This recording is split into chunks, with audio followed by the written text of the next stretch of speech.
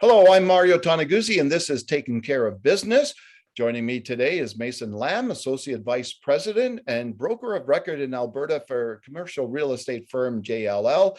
Thanks, Mason, for joining us today. Thanks for having me today, Mario.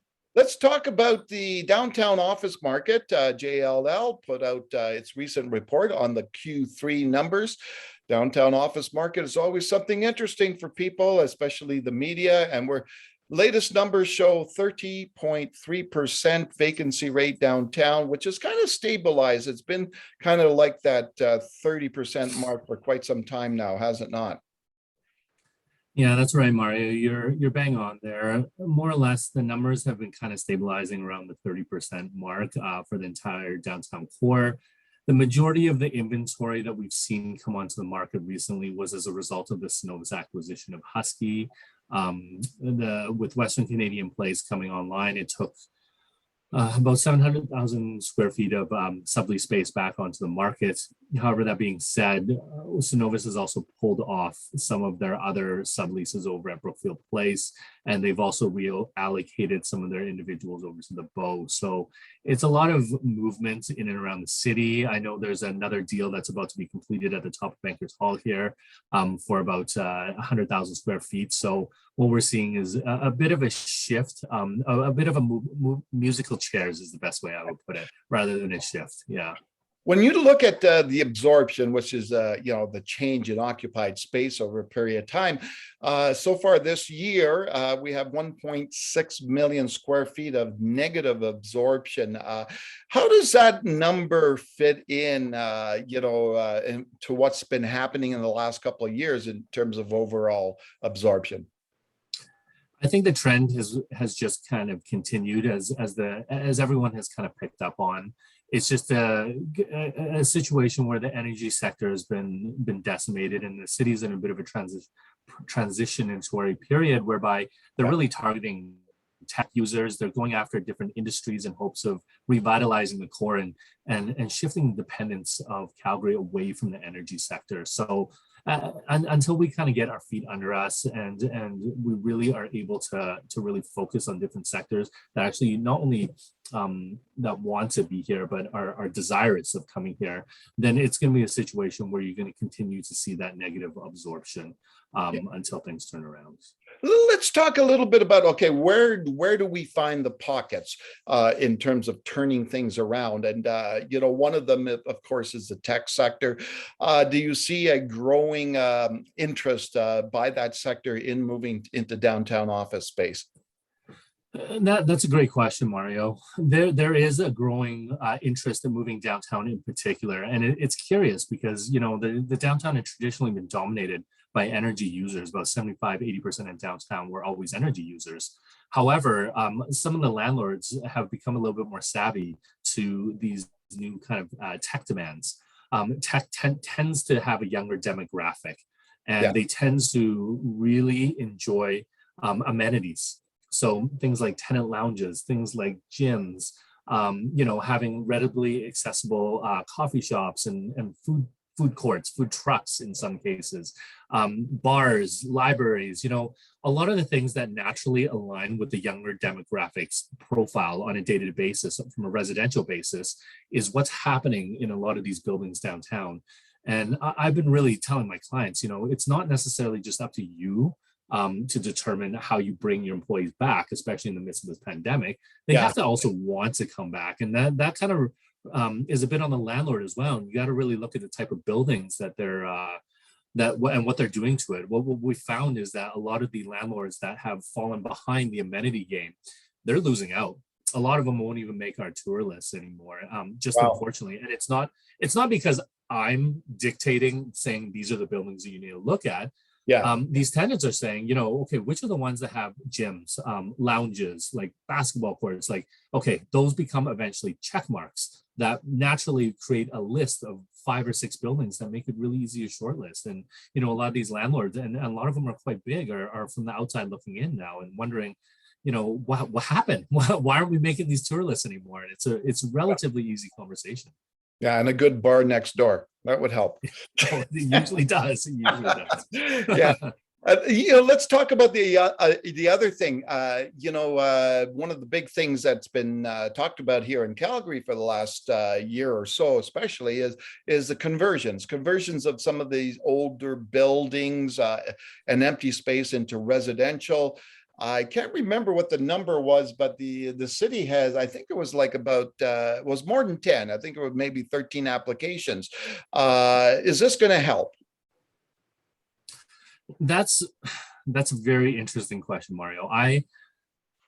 With the conversions, what I've heard is that they're getting about $75 per square foot to actually just do the conversion, up to $10 million per asset.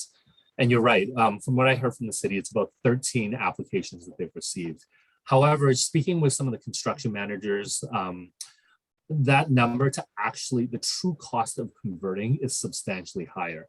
I've heard anywhere between the range of $200 all the way up to $600 per square foot to actually complete these conversions.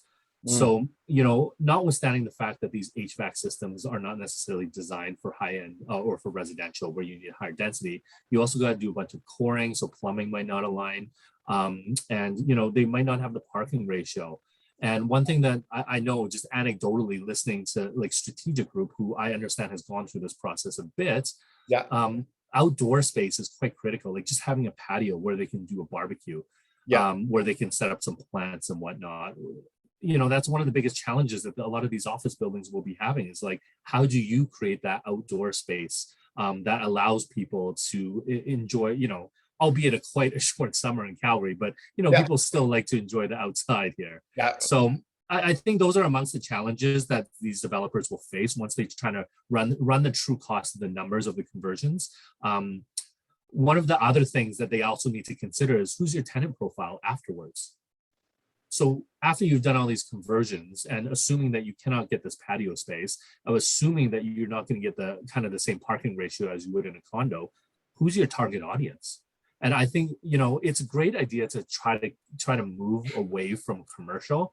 However, I think jumping into just from a pure residential point of view, given the glut in condos right now on the market, especially with the price points just dropping, it's a bit of a short-sighted strategy. I think they really need to look at, what are things that will naturally bring people to the core other than just residences. And in my opinion, it would be arts. It centers around having a greater art scene. One of the things that we've noticed over the years is that, a lot of things like TikTok, Instagram, these influencers, if you will, they're becoming a major component in marketing. And so why not create a building that's just designed for, say, YouTubers?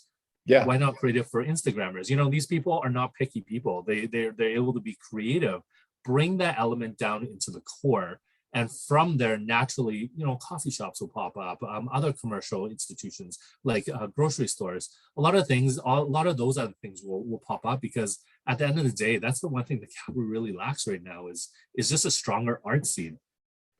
It's interesting you bring this up. I don't know, Mason, did you watch or take in the Calgary Real Estate Forum? I did not, unfortunately. That was one of the panel discussions. It was on the downtown, and that was basically what they said. To attract businesses to the downtown and attract people, you've got to make the downtown attractive for them, right? And having all these amenities and as you mentioned, arts and entertainment and culture stuff. That's what draws them in, and I think. It's unfortunate, but in many ways, personally, I think, the city and kind of let the downtown slip over the years. And it's good to see that now the focus is back on it, apparently. Yeah, no, I completely agree, Mario. I think one of the biggest things that we're going to have to overcome in Calgary is the parking issue. Downtown in particular is what I'm referring to. It's still astronomical.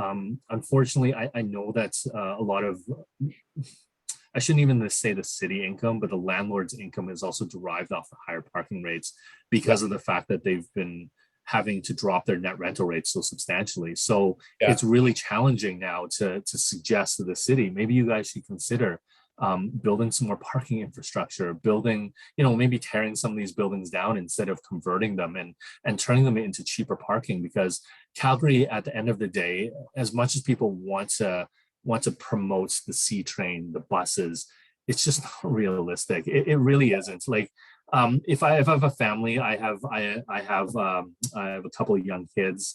I'm not going to be jumping on the C train with them when I have to bring around a stroller, if I have to bring around all these different types of things that come along with being parents and with all these young kids running, and you never know when they're going to have a meltdown. So then you got to run back to your car. Like, there's just a lot of those types of elements where, the type of demographic you're expecting to use this will not be necessarily the ones that are actually using it, because frankly, there's just not enough to do in the core. So until the city is able to address the parking issue, as well as kind of reorient some of the buildings into a more desirable use outside of residential, the West End in particular, I mean, we're facing like over 50% vacancy in the A-class market. So it's crazy out there, down there. Yeah. All right. Well, super. I appreciate your time in helping this, Mason. And we'll hopefully chat maybe on the Q4 results when they come out. Sounds good, Mario. Thank you very much for having me. All right, that was Mason Lam, Associate Vice President and Broker of Record in Alberta for JLL. This has been Taking Care of Business with Mario Toneguzzi. Thanks for joining us.